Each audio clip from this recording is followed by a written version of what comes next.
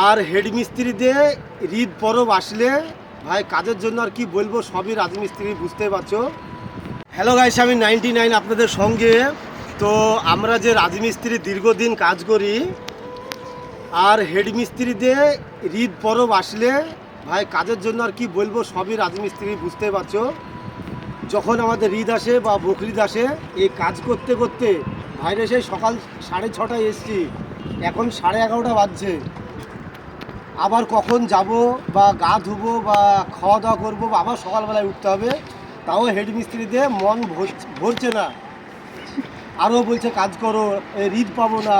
আর এই ঈদ পরব আসলে প্রত্যেক হেড মিস্ত্রিরা এই ডে নাইট ডিউটি নেয়।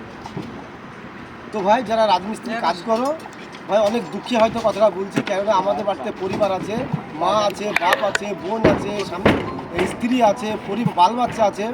আমরাও চাই যে নিজে আমরা দুদিন আগে বাড়ি যাব বা তাদের জন্য হয়তো বাজার হাট করি, তাদের সঙ্গে একটু আনন্দ করে থাকবো। তো ভাই ঈদ আসলে আমাদের সারাদিন ডিউটি, রাতে ডিউটি। তো ভাই কথা যদি রাজমিস্ত্রি সঠিক বলে থাকি তো ভাই পাশে থেকো। আর বেশি কিছু বললাম না, আর যথেষ্ট চেষ্টা করবো ঈদ হয়তো দেশে পাঠাবো। তো সবাই ভালো থাকো, সুস্থ থাকো, আর নিজের খেয়াল রাখো।